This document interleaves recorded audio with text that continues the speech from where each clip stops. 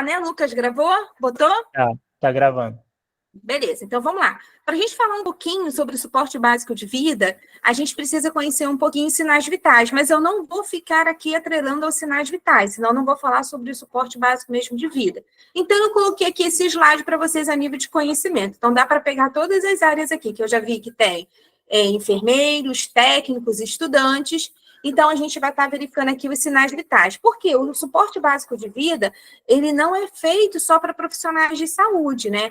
Essa política do suporte básico de vida, que foi o que o Lucas pediu para mim, na verdade, todo profissional de saúde, né, que ele tem esse conhecimento, ele precisa estar passando para toda a população. Por exemplo, tinha uma criança aqui que estava aqui assistindo. Ela precisa conhecer esse suporte básico de vida, como realmente precisar estar utilizando as atividades e as coisas que eu vou estar aqui orientando vocês, não é somente para os profissionais de saúde. Claro que para os profissionais de saúde, eu vou estar fazendo um outro tipo de linguagem, um outro tipo de metodologia, mas eu vou estar pegando um pouquinho para cada um, tá bom? E aqui eu coloquei os sinais vitais a nível de conhecimento para vocês, né? Por que muitas das vezes um paciente precisa de um atendimento ali precoce e o mais rápido possível, justamente porque esses sinais vitais, eles não vão estar com essa conformidade, vai apresentar que esses sinais vitais realmente têm alguma alteração. E logo, já de antemão, eu já falo logo, porque eu falei que eu vou falar sobre o engasgo, que são os básicos que realmente a gente tem, né? E como a gente detecta realmente esse engasgo. Quando a gente fala de suporte básico de vida, é na escola, é caminhando, é no ponto de ônibus.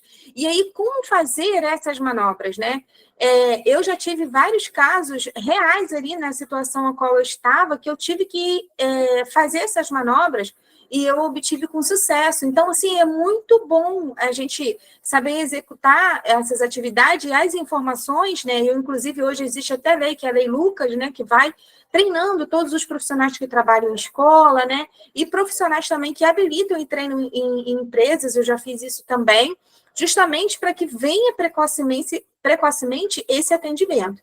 Então, quando a gente já de antemão, a gente já vou estar entrando aqui já logo no engasgo, que é um dos primeiros suporte que a gente dá, e é assim, algo rotineiro, é muito comum esse engasgo, dá muito na faixa etária da pediatria e muito em idoso também, né?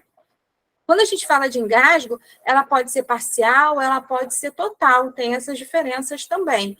E aí, eu estava até verificando algumas mudanças, né? Porque uma das melhores nomenclaturas que dá para estudar sobre o engasgo é pelo canadense, né? Então, a gente tem vários tipos de organizações mundiais, canadense, América, na Ásia, no Japão, enfim, o Japão já é Ásia, né? Enfim. Vários outros locais, como na Oceania, que eles se juntam mundialmente para tentar achar uma única linguagem e que essa linguagem desses primeiros socorros, eles sejam unificados, né? Universal. Claro que vai modificando de protocolo, né? Cada um tem um que achou melhor assim e tal, mas eu vou preconizar aqui, segundo o Instituto Brasileiro de Cardiologia, que é o que a gente usa aqui bastante, e o American Heart também, e algumas coisas também canadense. Então, aqui, já falando aqui sobre esse engasgo, né, e embasada nessas nomenclaturas, e eles estão sempre inovando, sempre estudando, a cada 2 anos há uns novos protocolos, então, assim, é algo que eu vou estar falando aqui para vocês hoje, e que daqui a um tempo modificou, então é algo que a gente está sempre se atualizando. Na verdade, a nossa área, ela é assim, né? E aí, como é que a gente faz para detectar, né, que uma pessoa está com engasgo, né? Ela geralmente, ou ela coloca a mão assim no pescoço, né, tenta respirar, ou tossindo, né, quem já presenciou, começa a tossir, que a gente fala que é um engasgo parcial, né? Quando a gente tem esse engasgo parcial, a gente estimula para que ele continue fazendo força para tossir, para que ele consiga ele mesmo expelir esse objeto que está obstruindo, ou seja, por carne, por pedaços grandes. Eu já peguei criança com obstrução parcial, com aquelas bolinhas que bota no berço, que é para colar, para tapar o parafuso, aquela criança arrancou aquilo e engoliu, né? Então, ela tinha o quê? Uns 8 meses, e ela começou a ficar... Eu achei estranho, e, na verdade, estava já, né, querendo realmente obstruir as vias aéreas dela, e eu fiz a manobra mesmo com mecânica, né? Eu consegui retirar, que a criança a gente pode fazer isso, e já no adulto, a gente, de acordo com o novo protocolo, a gente pode usar a pinça de Magel também, caso a gente identifique o objeto ali que está realmente atrapalhando a passagem, pode fazer isso também. E aí a gente pode ver que o engasgo, a gente tem o parcial e o total, né? O parcial é aquele que ainda está tossindo, está tentando colocar para fora, e a gente vai estimular que ele coloque, né? Que ele mesmo espere. Agora, se ele não conseguir, aí a gente pode também fazer a gente chama de manobras, né? Ou compressões abdominais, né? Ou de Heimlich, que foi ele que descobriu essa técnica, né? E aí a gente coloquei aqui as duas figurinhas para vocês. Eu não sei quem já fez, aí quem já fez, coloca aí quem já teve essa experiência para estar fazendo essa desobstrução, é algo assim muito rotina, até mesmo a gente que trabalha muito na área de saúde, a gente tem um olhar acho que de 360 graus, né? A gente consegue, ou a gente tem um raio, né? Que as pessoas vêm e nos procuram. Por um lado é bom também, né? Que a gente já está ali para fazer os primeiros socorros. Então, assim, o primeiro passo, quando a gente vê uma pessoa, seja criança ou adulta, né? A gente pede para se for uma obstrução parcial, ou você aplicar pancadas, golpes mesmos, né, nas costas, né, o novo protocolo, ele faz isso, né, você vai nas costas, né, com essa parte aqui embaixo da escápula e essa parte aqui, o lunar da mão, e faz essas compressões mesmo, 5, né, compressões, e ele pede também, para fazer essa manobra aqui, que a gente tem, o Lucas tem um microfone ligado, tá? A gente fecha a mão assim, né, entrelaçadas, e aí localiza o processo tifoide e faz uma compressão para dentro e para cima, 5 vezes. Isso tanto na parte abdominal, quanto também na parte lá embaixo da região escapular. Essas manobras, elas são manobras efetivas, eu digo com bastante segurança nisso, porque eu já utilizei e foi realizado com sucesso. Se ali os meus técnicos, ou até mesmo os técnicos que eu treino ele para fazer essas manobras, se eles não tivessem sido habilitados, né, quais complicações eu deveria ali ter depois, né, por uma obstrução, enfim, trazendo problemas severos para esse nosso paciente e evoluindo para uma parada respiratória. E aí a gente vê aqui, poxa, Ana, mas às vezes a pessoa, ela teve uma obstrução ali total, né? A gente viu que foi um engasgo, até mesmo assim, o afogado, né? Que tem muito também, né? E aí como é que eu vou fazer? Vai fazer com ele deitado, inconsciente. Vocês vão localizar a mesma região ali, né? Embaixo ali, realmente ali do processo tifoide, eu localizo aqui embaixo mesmo. E aí eu vou, sendo que em vez de eu ir para cima, eu vou em cima dele fazendo essas compressões, que continua sendo que ele deitado, né? Ou até mesmo o obeso, quando você não consegue ir por trás dele, né? Que você tem que fazer essa manobra, e tem que ter realmente força mesmo, mas ao momento que ele se entregue, aí vai ser feito realmente no chão, né? Quando ela está desmaiada ou inconsciente. E realmente traz coisas efetivas. Eu já tive experiência, quem já teve aí, coloca aí nos comentários se conseguiu. Novamente, uma figurinha da técnica correta de como fazer. Essa figura aqui, pelo novo protocolo, ele diz que você pode fazer o autodesengasgo. Nossa, você tem que ser muito tranquilo para você fazer isso em você mesmo. Eu não sei, né? Mulherada aí ansiosa, consegue parar, raciocinar e fazer esse autoengasgo? Então, ele ensina você mesmo a fazer em você mesmo. Ou você pegar uma cadeira, né? E você se jogar contra a cadeira, assim mesmo. Vai pegar essa região aqui assim, ó, e vai fazer uma força contra para ver se sai o objeto que estaria obstruindo as vias aéreas. O bebezinho, né? A gente vai dar justamente nessa região aqui escapular, com esse sentido assim, ó, para baixo e cima, umas 5 vezes, e repete também aqui na parte aqui da frente, aqui, ó, abaixo aqui do processo tifoide aqui mesmo, faz essa abertura. Uma coisa, assim, bem interessante aqui na criança, que tem essa diferença, é que a gente coloca aqui a perninha, a cabeça dela está abaixo. Vocês conseguem perceber nesse slide que ela tem que estar abaixo? Porque a intenção é que justamente saia. E quando a gente fala de criança, ela geralmente faz essas obstruções de ponto menor, né? É por leite mesmo, por um engasgo do leite. Então, a gente colocando já tem a facilidade mesmo para que saia o líquido ou o leite, né? Enfim, quando é pequenininho é mais ainda, porque ainda está aprendendo se engole ou se mama, e é nessa que ele acaba confundindo. A gente também tem aqui um outro tipo de emergência que eu acho muito importante falar, tá? Que são as crises convulsivas, né? Eu já parei um pouquinho lá da respiratória, falei da técnica, daqui a pouco, quando eu terminar de falar sobre o conteúdo, a gente para e a gente vai bater um papo. Ou quem quiser, pode me chamar aí também, tá bom? Essa turma está quieta demais, Lucas. Vamos ver daqui a pouco, quando eu terminar aqui.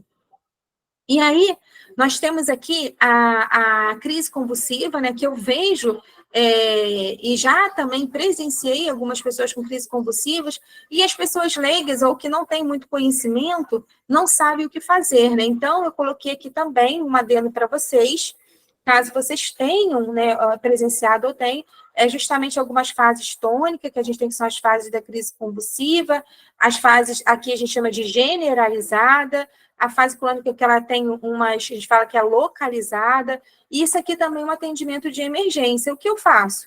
Lateralizo a cabeça da pessoa, não coloco a mão na boca de jeito nenhum para tentar desenrolar a língua, porque ela vai morder a sua boca, ou o seu dedo, e vai realmente arrancar, e aí eu vou o quê?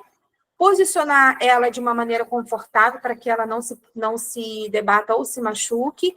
As questões de móveis, ou seja, o que tiver, se ela vai bater a cabeça ali naquele momento da convulsão, eu preciso tirar, né, de perto, eu preciso estar ali perto para acalmar ela, até esperar que essa crise convulsiva passe, deixar ela lateralizada. Olha aqui, gente, olha, lateralizada. Por quê? Vai ter essa queda de língua quando a gente vai lateralizar o rostinho dela, e a gente vai proteger o corpo dela de maneira que ela também não venha machucar ou ter um traumatismo, porque ela vai bater a cabeça, enfim, dependendo de quanto tempo isso vai durar. Uma outra coisa importante que eu A falo... língua enrola ou não, professora? Oi? É mito a língua enrolar ou não? É verdade? Não, enrola.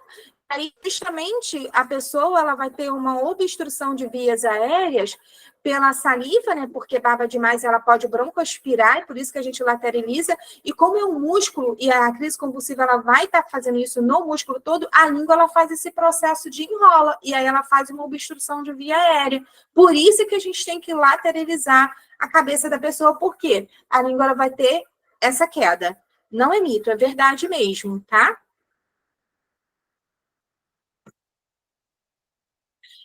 Agora, eu falando um pouquinho, propriamente dito, de um outro cuidado que a gente também tem. Falando sobre o BVS, é impossível eu falar sobre a não parada cardiorrespiratória, né? A gente vai estar falando sobre... E a gente vai estar entendendo que a parada, né? Qual é a função? Obviamente, quando eu falo cardiorrespiratória, eu estou falando do sistema cardíaco e da parte respiratória. Então, aqui envolve coração e pulmão. E a gente vê aqui a função do sistema respiratório, né, que a função dele é conduzir ar aos pulmões, né, e realizar a troca gasosa, e o sistema respiratório que ele é eliminar, né, o oxigênio também, enfim, que é através de gás carbônico, depois que há essa troca, né, e a outra função, né, do sistema respiratório é controlar também, ele também tem essa função ali também, de estar trabalhando em conjunto com o sistema cardíaco, né? Há uma troca, né? Eu digo que são parceiros. A gente tanto precisa do sistema respiratório, como a gente precisa do sistema cardíaco. Mas algumas coisas aqui que eu já até comentei com vocês, uma criança, raramente ela morre propriamente dita, de uma parada cardíaca, né? Ela vem oriunda de algum problema respiratório, seja por bronquite, por uma pneumonia, por uma obstrução de via aérea, e aí acaba gerando a parada cardíaca. Então, a não ser que ela seja cardiopata, a não ser que seja. Aí, realmente, a gente vai estar falando ali da parada realmente do coração. A função do nosso coração, que é justamente essa, né? Bombear sangue para o corpo todo. no organismo através das 4 câmaras que a gente fala, né, que são os ventrículos e os átrios, e a gente tem o nódulo sinoatrial, que é o nosso marca-passo, que fica justamente aqui. Por que eu estou falando dele aqui e estou falando do marca-passo? Porque mais à frente eu vou falar um pouquinho desse nódulo sinusal que a gente tem, que é o nosso marca-passo natural, que é ele que comanda as ondas, né, e os batimentos do coração. A parede de um órgão é formada por músculos cardíacos, esqueleto fibroso, para a inserção de válvulas, que impede o fluxo retrógrado, isso é, para que não ocorra esse refluxo, mas que ele seja conduzido, né, de maneira coordenada, né? E existe um controle interno, que eu acabei de falar, né, que regula essa frequência cardíaca, que é o nosso marca-passo fisiológico. O socorrista profissional de saúde deve verificar o pulso central, né, em 10 segundos. Aqui é de acordo com o protocolo que eu vou estar tudo seguindo aqui as questões dos protocolos internacionais e também de acordo com a Associação Brasileira de Cardiologia. A gente diz assim, numa emergência, até mesmo seja lá em qualquer lugar, né? E a gente diz assim, por quanto tempo verificar o pulso, se uma pessoa é leiga ou não é leiga, né? Onde verificar, né? A gente pede sempre para um profissional de saúde estar verificando o pulso central, que é no carotídeo, né? Não ultrapassar 10 segundos. Por que não ultrapassar? Porque aí eu vou estar perdendo tempo de iniciar realmente as manobras cardíacas, né? E aí pode trazer danos severos e danos cerebrais em órgãos vitais se eu demorar a fazer. Na massagem cardíaca, eu faço a função que o coração deveria fazer. Então, assim, eu não posso demorar muito também, mais de 10 segundos, ali não achando um pulso central, eu não vou perder tempo. Né? Tá desmaiado, tá inconsciente, e aí você, vamos supor que você é leigo, nunca fez isso, né? Que a gente chama aqui, que é o pulso aqui, carotídeo, né? Tá com ausência de pulso, mas não sente, não responde, não respira, você chama pelo nome, ele não tá ali, tem que iniciar as compressões cardíacas de imediatamente, porque os órgãos vitais, principalmente o cérebro, não pode ultrapassar de 5 minutos sem receber esse sangue, né? Rico em oxigênio e glicose. E a gente diz aqui que se existir por perto, né? Por perto, a gente vai estar usando também o chamado de emergência, pedir para alguém pedir socorro. Infelizmente, eu vejo hoje em dia algumas pessoas filmando, tirando foto, enfim, em vez de ligar diretamente para a SAMU, porque esse suporte básico, eu preciso de apoio depois, eu preciso dessa equipe aqui de apoio, de suporte. Então, localizei, vi que é uma vítima, eu preciso fazer essa ligação o mais rápido possível. E a gente fazer as compressões, que eu coloquei aqui, que é uma frequência de 100 a 120 por minuto, a profundidade adequada no adulto é de 5 a 6 centímetros, e tendo esse intervalo de segundo para que ocorra a expansão, né? Eu preciso fazer esse movimento, esse relaxamento do tórax. E aí a gente vê assim, se tem informação em ressuscitação cardiopulmonar, né? O que a gente vai avaliar? O que fazer?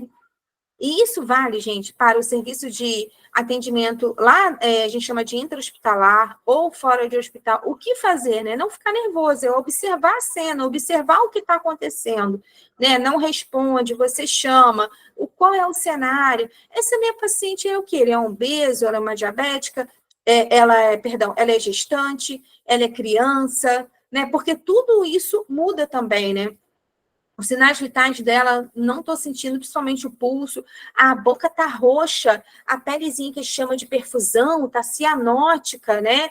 Então, a gente já sabe ali que a gente precisa intervir e o tempo ele é vida. Quanto mais precocemente eu entrar com essas manobras, né, e com eficácia, porque não é só você entrar, você precisa executar de forma correta, senão você também pode trazer danos em vez de você estar ali ajudando ou fazendo de maneira errônea, e aí trazer depois sequelas para a vida daquele paciente, principalmente porque ele está muito tempo sem receber sangue cerebral, né, principalmente no cérebro, né? A gente vai fazer o quê, gente? Abrir as vias aéreas, inclinando a cabecinha do paciente para cima, né? Que a gente vai fazer essa manobra assim, e aí vai deixar esse queixinho cair para que realmente ocorra uma abertura de vias aéreas aqui, né? Coloque a palma da mão na testa da pessoa delicadamente, que a gente fala isso daqui, ó, e inclina assim para trás, tá? Justamente para que ocorra, né, a abertura de vias aéreas, né? Aqui é o que eu falei, né, se a gente ultrapassar, né, por mais de 5 a 4 minutos, que é o que a gente tenta, assim, 5 minutos para não trazer nenhuma sequela, né? E de 8 a 10 minutos, aí realmente a gente já não sabe os danos do que pode realmente acontecer.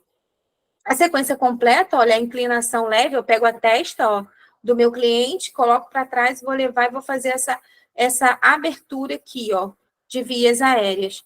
Aqui a gente tem uma foto aqui que é a forma correta de fazer a massagem cardíaca. Os braços, eles não podem dobrar, gente. A gente vê muito filme, muita coisa. Enfim, depois que a gente passa a ter conhecimento, a gente pensa, meu Deus, e aí eles ainda deixam passar, né? A pessoa dobrando o braço, não está ali realmente Creme da fazendo. Anatomy. Alguém já falou aí. Uns troços, só Deus na causa. Mas, enfim. E aí a pessoa vai fazer a massagem cardíaca, não está nessa posição aqui correta, porque a gente também tem que estar numa posição correta, com os joelhos aqui perto. Quando eu faço massagem cardíaca, eu sempre procuro deixar ficar nessa posição para que eu também não me canse muito, justamente para que eu continue com as minhas compressões eficazes. Vamos supor que eu não tenha uma outra pessoa ali para me ajudar, né? Não tenha 2 socorristas, eu esteja ali sozinha. Eu vou ter que manter essa massagem cardíaca. Então, eu preciso também cuidar, avaliar. Eu vou chamar uma outra pessoa, enquanto outra pessoa já está ligando, já vou delegando, até que realmente a pessoa, ela volte. Então, assim, essa postura aqui, gente, ela é essencial para a gente iniciar as manobras cardíacas. E a gente tem aqui, né, lembre-se de soletrar na hora que a gente está fazendo ali essa sequência, né, que é o CAB, né, que significa CVR, que é da associação, né, que em português significa circulação. Vou verificar a circulação desse meu paciente. O que é circulação? Pulso, perfusão.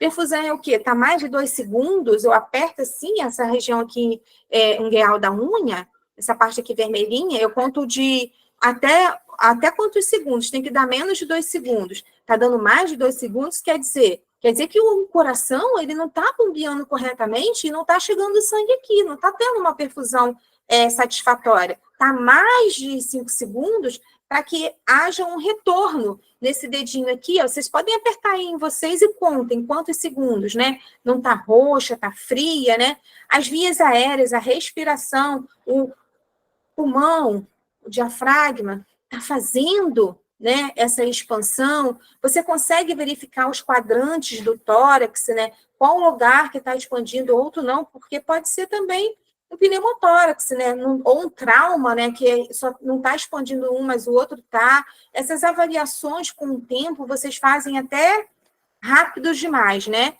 Mas aí a gente vai estar justamente fazendo essa breve.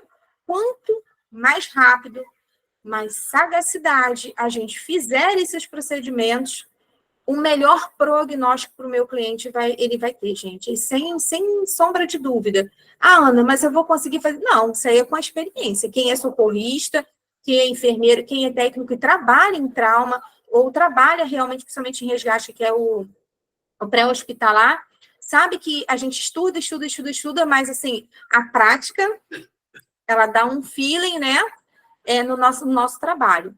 E aí a gente vê aqui, né, que é a RCP de alta qualidade para os profissionais. E eu vi aqui, né, que é o CABD.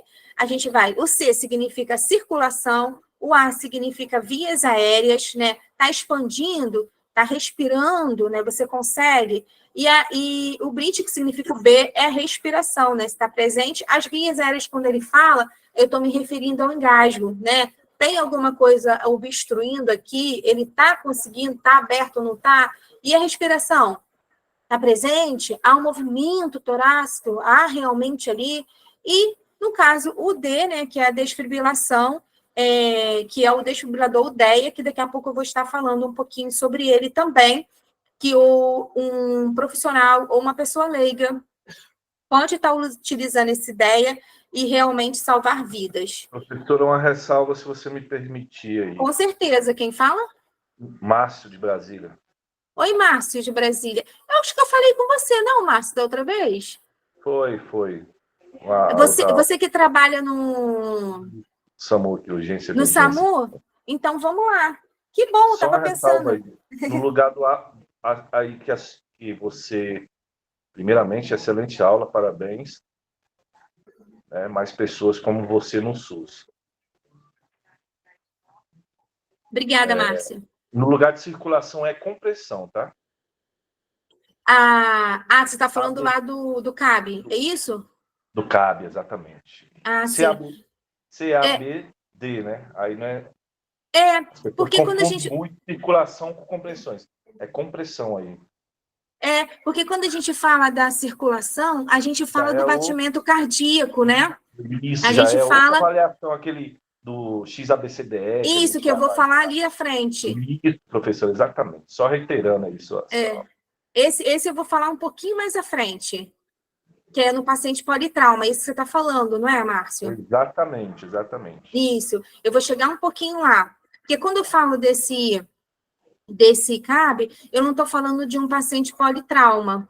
Exatamente, já é uma paciente já é uma técnica de atender um paciente de PCR, pode ser PCR traumático ou clínico, entendeu? Isso, exatamente. É por isso que eu falei do C, porque a gente envolve, quando a gente fala de circulação, a gente está falando do coração, né? Porque ele é responsável para estar levando essa circulação para o nosso, não há presença de pulso, a coloração, a cor e com certeza, né, a frequência cardíaca. E aí a gente vai falar um pouquinho mais à frente para a questão do X, tá? Eu vou chegar lá das compressões.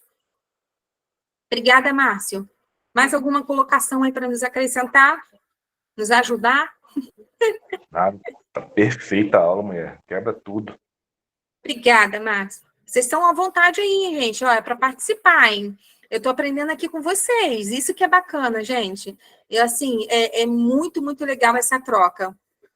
E aí, esse slide aqui, que eu trouxe aqui para vocês, é um slide famosérrimo, né? Que a gente usa como padrão. Quem trabalha, mas conhece esse slide, né? Que são realmente essa sequência, esses anéis, né? Realmente que vai estar ligando e fazendo essa cadeia, né? Dos primeiros socorros, justamente para a gente não esquecer nenhum. Esse daqui a gente vai justamente, que vai identificou a vítima ali, né? Já fez a cena do local, não tem perigo para mim, tá tranquilo, tá seguro, eu posso prestar o atendimento. Se eu estou sozinho, eu imediatamente localizo, já vou fazendo tudo junto, chamando, verificando o pulso, e já vou chamar a emergência. E se não tiver, se eu tiver alguma outra pessoa, a outra pessoa vai chamar o SAMU, o bombeiro, quem puder ali estar ali nos ajudando. Imediatamente, eu verifiquei, não a presença de pulso ali, eu imediatamente inicio as compressões torácicas. Imediatamente. E aí a gente diz assim, Ana, eu estou sozinha, eu não vou poder fazer. A gente até falou pela máscara, né? Máscara bolso. E aí a gente vai fazer o quê? A gente vai fazer a opção da massagem cardíaca, porque, segundo eles, a compressão cardíaca ela vai pode restabelecer a frequência, a parte circulatória respiratória do cliente. E logo em seguida o desfibrilador. Em outros países, esse desfibrilador existe quase em todos os lugares. É um aparelho caro, né? Existem vários preços, né? Enfim, mas principalmente em shoppings, em locais que tenha grande circulação de muitas pessoas, eles têm que terem esse desfibrilador. Eu não sei por lei o número quantitativo certo de quantas pessoas, mas tem um número de pessoas que é obrigatório ter esse aparelho desfibrilador, o DEA, e eu vou apresentar para vocês daqui a pouco essa foto. E logo em seguida, né, como a gente já chamou aqui, porque a gente expertise no atendimento, já chegou, é claro que não chega tão rápido, aqui não chega, eu não sei da cidade de vocês, mas porque é uma demanda muito grande, e em vista justamente, que eu estava até pensando, né, sobre isso, né, por que às vezes não chega tão rápido? Porque a demanda é grande, mas se a população e se pessoas forem orientadas nesse basicão aqui, e principalmente na rede básica, a gente não teria tanta emergência e não ia sobrecarregar esses profissionais aqui que estão aqui justamente para vir estar dando esse atendimento, né? E por que o mais rápido possível, né? Para que ele tenha um atendimento? Para que ele não tenha danos severos, não tenha sequelas, né? E essa rede, ela precisa continuar no pós-alta para saber como é que foi, se ela está bem, se teve alguma sequela ou não, reabilitação, enfim. Mas uma coisa efetiva aqui no início, a maneira como eu vou tratar esse meu cliente aqui na primeira ponta é que vai determinar a sequência da vida dele, né? Que interessante isso, né? E é por isso que eu acho importante todo mundo saber, se você está aprendendo isso hoje, você precisa passar para os seus entes queridos, você precisa passar para a sua família, porque é do nada que acontece certas coisas na nossa vida, às vezes com um colega, com tá almoçando, né? E ali você sabendo, tendo essa expertise, você já entra precocemente. Mas por que, Ana? Justamente eu vou entrar precocemente com um protocolo com atendimento rápido para que não ocorra danos cerebrais. Lembra que eu falei para vocês que o nosso cérebro ele não pode ultrapassar de 4 a 5 minutos sem o fluxo sanguíneo, né? Porque é ele que leva o oxigênio e leva a glicose. E aí, dependendo de quanto mais tempo ele ficar sem oxigênio e outros órgãos, eu não sei quais os danos. Por quê? As sequências, né, das isquemias, ou seja, qualquer outro tipo de problema de dano no coração ou no cérebro, a gente não sabe. Então, por isso essa orientação, por isso a orientação da Lei Luca, né, para estar dando esse curso, né, em escolas, eu já dei, já em empresas também, porque a gente já viu que o basicão não precisa ficar atrelado somente ao profissional de saúde. Eu posso treinar também outras pessoas para que eu intervenha naquele processo ali o mais rápido possível e não venha trazer danos. E a gente tem aqui, né, o protocolozinho, como eu já falei para vocês. Quem não conhece o DEA, esse aqui é o DEA, o desfibrilador. Quem já usou, fala aí, eu já usei aí, já usei sim, conheço, é muito legal. Eu já usei ele sim, também, ele é muito bom, e ele é fácil manuseio, ele mesmo vai fazer a leitura, e ele mesmo vai dizer se é chocável ou não, né, no momento lá da parada, e ele mesmo vai pedir para se afastar. Eu trouxe uma foto aqui, a posição correta, e lá, propriamente no DEA, nesse aparelho, ele vem dizendo a posição correta que você tem que colocar essas pás aqui, tem que colocar com gel. E ela justamente ela vai dar realmente a carga, ela vai fazer essa leitura, o próprio aparelho, né? E vai te dando a instrução da onde realmente você tem que apertar os botões e as sequências. Quem já usou esse DEA aqui? Fala para mim, por favor. Fala para mim se não é facinho.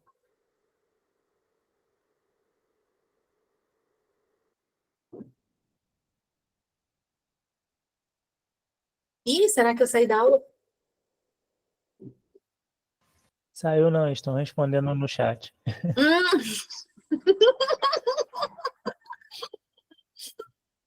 Não dá para ver o DEA, não. Dá para ver o rapaz. Eu quase me engasguei. Né? Não dá para ver o DEA, não. Só dá para ver o rapaz aí da imagem com as pás, os eletrodos. Isso. A anterior, peraí. Aqui, o DEA. Tem vários modelos. Esse aí é melhorzinho. Esse é o melhorzinho.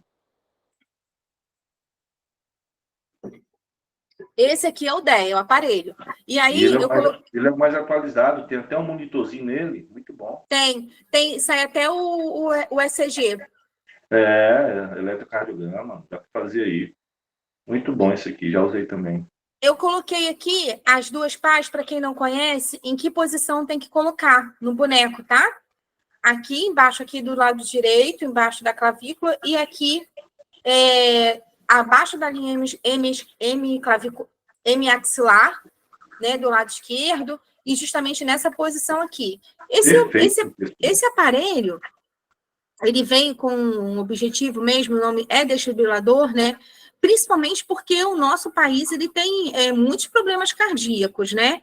E justamente ele veio esse nome desfibrilador da desfibrilação mesmo material, que eu vou mostrar ali para vocês, alguns ritmos cardíacos, né? E esse aparelho, ele consegue realmente detectar se realmente é chocável ou não. É assim, o que é chocável, né, que eu falo, né? O nosso coração, ele tem vários ritmos, assim, vários estilos, vamos supor, estilos de músicas, né? E aí, cada ritmo, que ele vai seguindo, que não, se a gente fala que está arrítmico, não está de acordo conforme ele tem que seguir esse padrão. Lá no início eu falei no coração do nosso marca-passo natural.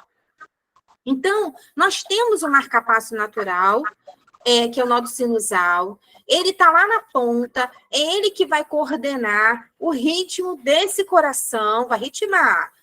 Vamos fazer assim, tantos batimentos por minuto, 60 batimentos por minuto, ele está lá, na bateria. E aí, acontece alguma coisa naquela parte todinha do músculo, ou nas fibras de Purkinje, ou a parte de, principalmente o potássio, né? Tá baixo, né? Ou tá alto demais, que é o que faz a coordenação dos batimentos cardíacos. Por quê? Quando o coração ele vai fazendo esse ritmo, ele tem um tanto que a gente chama de frequência cardíaca, né? E a frequência cardíaca, por isso que eu coloquei lá os sinais vitais. De um adulto vai em torno de 60 a 100. E aí, com o tempo, aconteceu alguma coisa, um trauma ou uma obstrução, enfim, alguma coisa aconteceu ali que ocorreu um dano naquela parte ali do coração. E esse coração, ele fica descoordenado, ele não fica ritmado, ou algum próprio problema lá no nó sinusal, ele não está conseguindo fazer esse ritmo, né? Então, esse desfibrilador, ele vai fazer tipo um reset, zerar esse marca-passo para que ele volte a entrar no ritmo.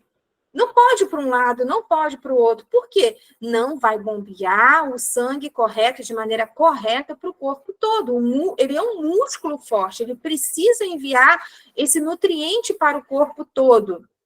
Então, esse marca-passo, ele vai fazer, esse desfibrilador que é o DEA, ele vai justamente fazer essa leitura, né, em que momentos ele pode chocar, ele vai estar atingindo nesse marca-passo natural fisiológico, justamente vai resetar ele para que ele volte, você está rápido demais, ou você está descoordenado demais.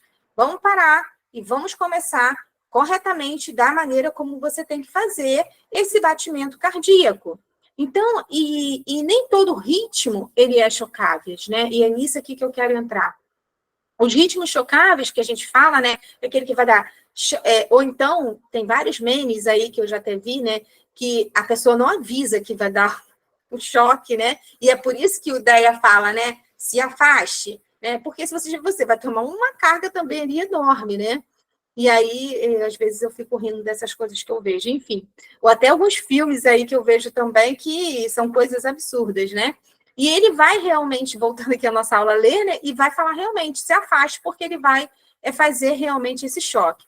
E aí, o desfibrilador, ele veio justamente para essa arritmia mais, assim, o que mais tem na nossa população, que é a fibrilação atrial.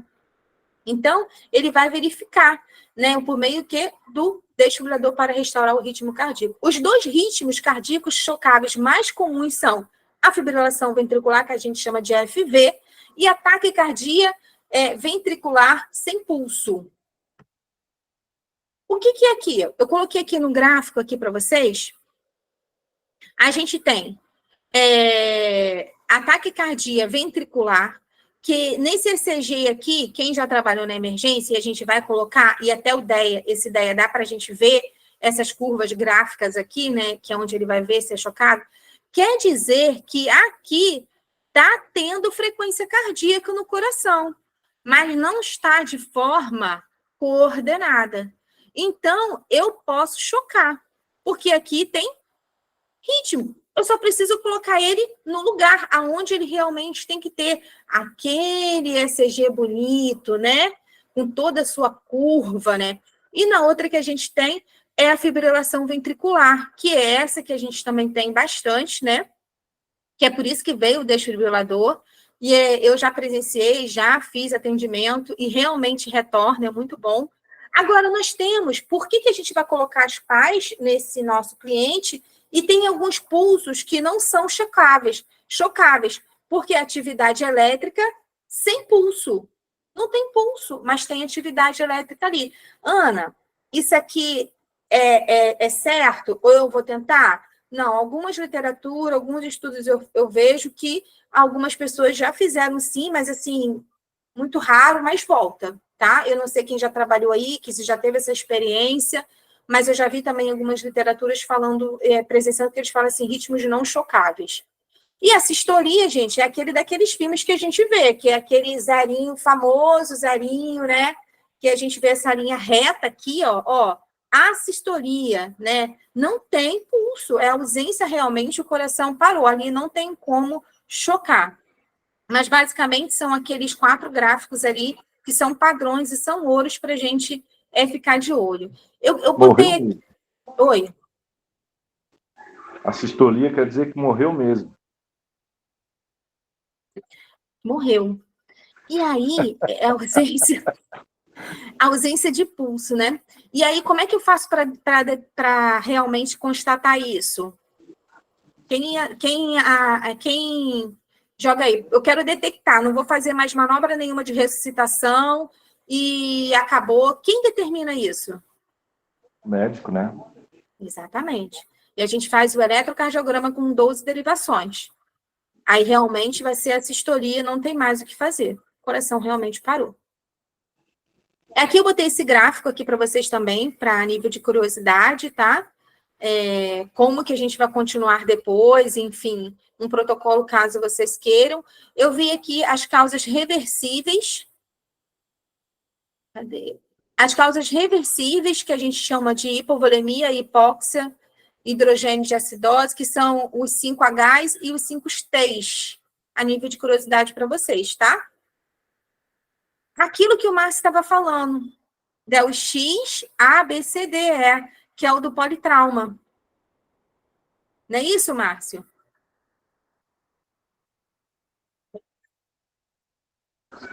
Exatamente aí. No caso que a professora estava falando, só reiterando aí, tá, professora? Uhum.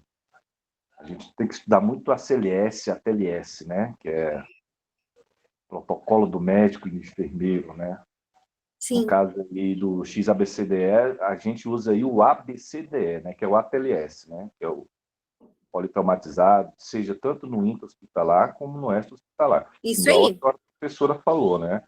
No APH a gente usa os 2Hs e os 2Ts. No intra-hospitalar a gente usa os 5Hs e os 6Ts, né? Seguindo aí o ACLS, o ATLS, Isso, e no XABCDE aí é no politraumatizado, né? O X ali de isso, sangue, a gente controla o sangue, né? Se isso. não controlou o sangue, se não tiver o sangue, a gente já parte para as vias aéreas e aí sucessivamente. Sucessivamente, vai seguindo todo esse roteiro, né? Por que eu estou falando isso? E o Márcio pontuou aqui bastante, porque são diferentes, tá? Os protocolos. São diferentes, né? A maneira como a gente vai estar trabalhando. Eu estou colocando aqui o XABC, que a gente fala que o X ele significa do controle para o paciente politrauma.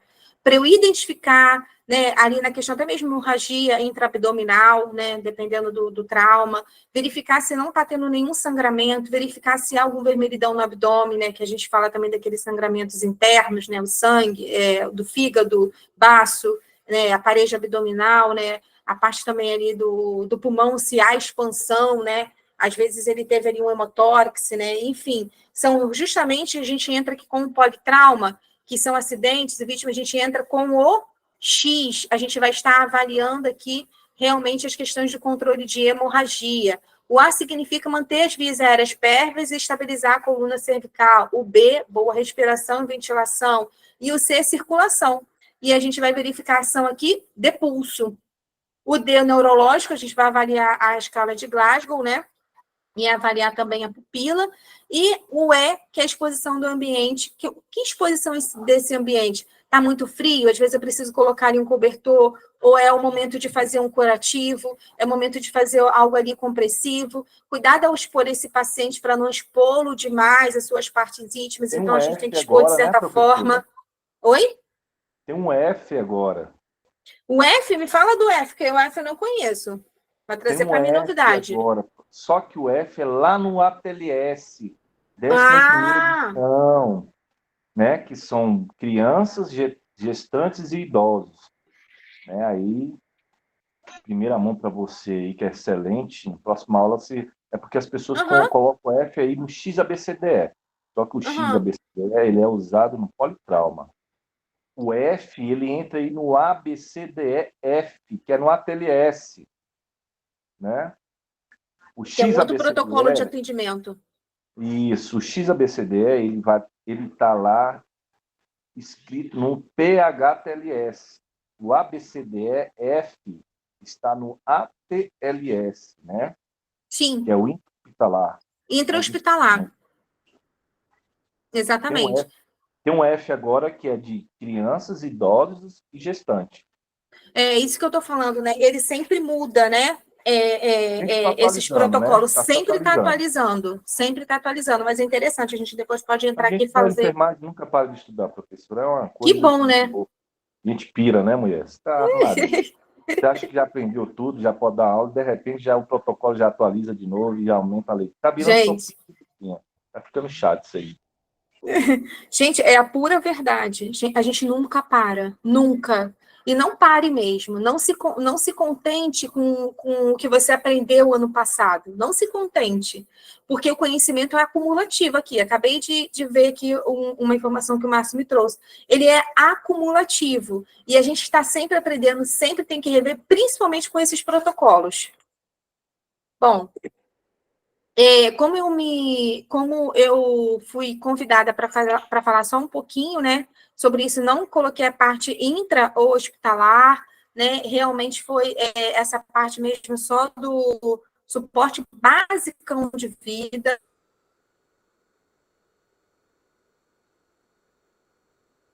Agora a gente vai conversar. Se bora as perguntas. Ah, tá muito tímido aqui, hein? Eu voltei para a tela aqui. Lucas? Oi. Olha aqui, mas que legal. A Ariana também falou que não sabia do F, viu?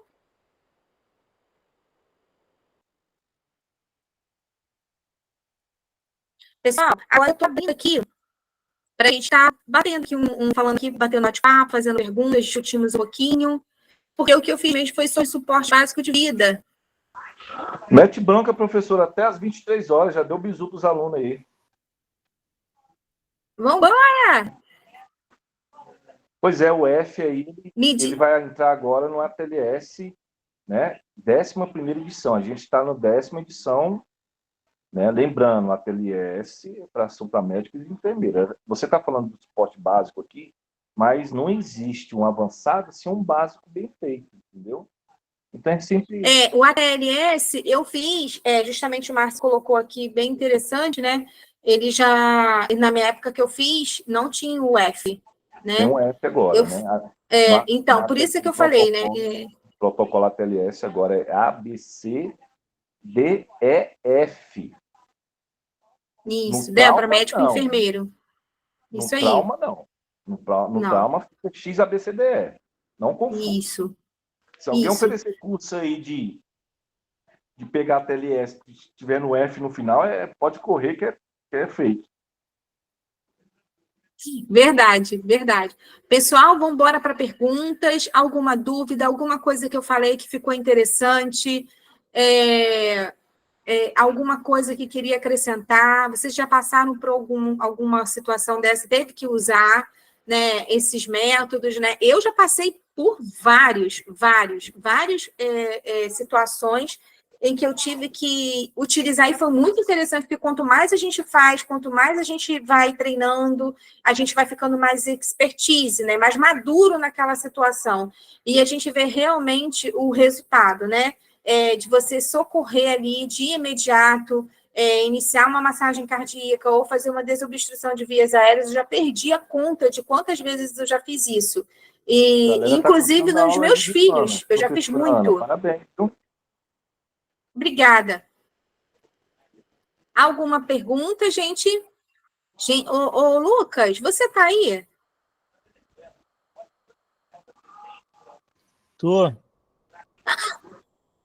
Você sumiu! Tô olhando, tô vendo, tô assistindo a aula. Vambora, você falou que tinha muitas perguntas. Eu estou abrindo aqui para a gente discutir um pouquinho.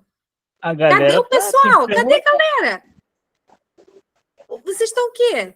comeram muito, muito, muito... É agora que come chocolate? Não, é amanhã, né?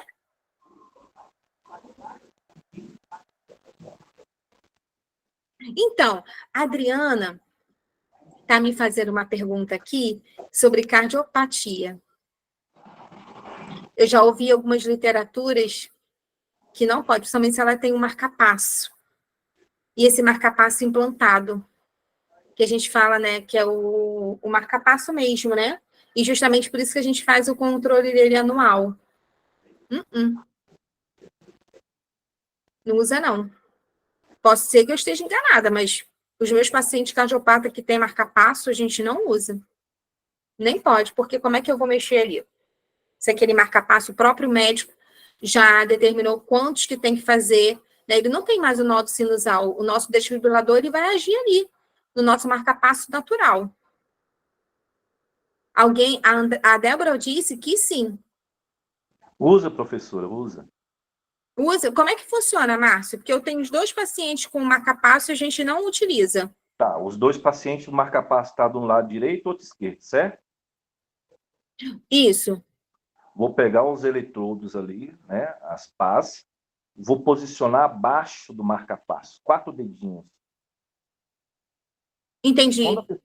Quando a pessoa entra em PCR, isso quer dizer que o marca-passo ele não consegue enviar mais aquele choquezinho para manter o nosso sinusal ali ativo. Sim. E aí ele entrou em PCR. Eu não posso colocar as pás em cima do marca-passo, que eu vou danificar o marca-passo. Exatamente. Abaixo do marca-passo e vai indicar o choque tranquilamente.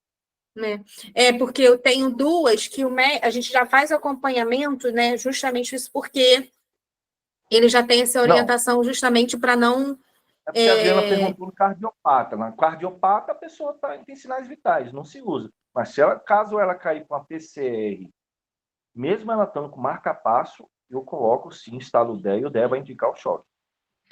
Ele vai fazer a leitura. Eu estou falando porque eu nunca fiz, gente. Eu não posso nem falar assim. A gente já atendeu aqui já, professora, já, marca-passo já. Que bom. Já tem paciente até destro cardíaco. Nossa. São pacientes que têm um coração posicionado do lado direito. Do lado direito que a gente fala, raríssimo. Ali no mediastino, né?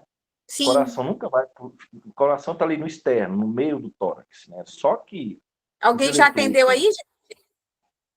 Alguém com coração do lado direito? Eu só vi uma pessoa só. Aí as pás, ela pode ser posicionada ao contrário, entendeu? Do normal. Aqui o Wellington falou assim, pode destacar um pouco mais sobre o engasgo e o autoengasgo?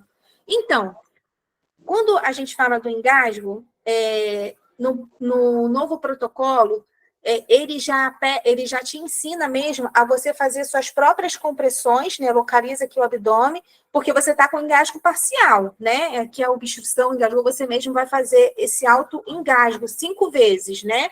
Ou você vai na cadeira e você vai colocar essa região aqui mesmo e vai jogar o corpo. Eu acho isso meio assustador. Porque ainda prefiro fazer o autoengasgo. O porquê? O autodesengasgo. Por quê? E se você cair, se você bater a cabeça? Professora, não tem estudo comprovando esse não tem. Porque eu acho isso meio... Vai estar em desespero, está engasgada, ela vai focar naquele que está alojado no pescoço dela, né? Exatamente. Por isso que eu achei... Ligar para o 91, estou engasgado aqui, vem me salvar, pronto. Demora não, senão eu vou morrer. Algo assim, autodesengasgo. Já a gente já fez, eu já fiz várias manobras de desengasgo mesmo, né? Tanto em criança, idoso, jovem, e aí são eficazes mesmo. Agora, o autodesengasgo... A pessoa tem que ser muito mutante para fazer isso. A Fernanda perguntou aqui em grávida, né? Em grávida ou no cadeirante, né? A gente vai pegar um pouquinho acima. No tórax mesmo. No tórax, a barriguinha dela vai estar aqui, né? E a gente vai um pouco acima. No obeso também e no cadeirante também. Em vez de a gente pegar lá embaixo, perto do diafragma, a gente vai pegar um pouco acima. Exatamente. Perfeito. Não, gente. Em gestante, não. Tadinha. Quer causar um aborto. A mulherada quer matar. Quer Ela fazer não um tem. parto série morte aí, professor. Tá rindo aqui já, ó. Não, já são pacientes que a gente precisa ter um pouquinho mais de cuidado, né? Não, ela não tem como fazer de forma, nem se jogar. A gente nem tem comprovação ainda, né, basicamente disso. Pessoal, se vocês não tiverem mais nenhuma pergunta, dúvida, porque o Lucas falou para mim que vocês tinham muitas dúvidas, né? Dúvidas que talvez eu não possa esclarecer, mas que a gente pode bater aqui, fazer um bate-papo, tentar esclarecer. Se eu não souber, a gente volta depois, né? A gente responde lá nos grupos. Ana, Oi. O Eric aqui está perguntando por que quem tem marca-passo não é recomendado andar de avião. Eu não sei responder isso, não. Anda também de avião, não tem problema. Nunca vi esse. Até porque os meus clientes, eles eram marca-passos, eram fazendeiros, eles viajavam para a África, para tudo quanto é lugar. Não sei por que teria algum problema. Nenhum, porque mesmo ali que seja uma atividade, senão a gente também não viajaria, porque a gente tem o nosso marca-passo natural. Não tem muita sentido nisso. A não ser que ele tenha alguma complicação, outras coisas a mais, a idade também, enfim, que talvez não consiga muitas horas de voo, ou outras coisas assim, tá? Boa noite. Oi, boa noite. Eu sou a Rosiane. Pelo que eu sei, que eu aprendi a respeito, o que não poderia era passar naquelas portas giratórias que pode dar conflito e no marca-passo e aí interferir. E aí sim. Regular ele. E aí isso foi sim. o que eu aprendi. Até porque todos que tenham prótese, né, seja ele qual tipo de prótese metálica, ele já anda com esse documento, né, gente? Já ouviram sobre isso? Né? Eles precisam. Documento que marca passo e tal, aí ele entra pela porta de deficiente. Exatamente. Exatamente. Pessoal, quero agradecer a presença de todos vocês aqui. Foi muito, muito bacana. Não, professora, fica mais, ó, é só isso? Foi só um pouquinho sobre o suporte básico, Não, né? fala mais E aí, sobre se a gente idade, quiser vir depois para uma outra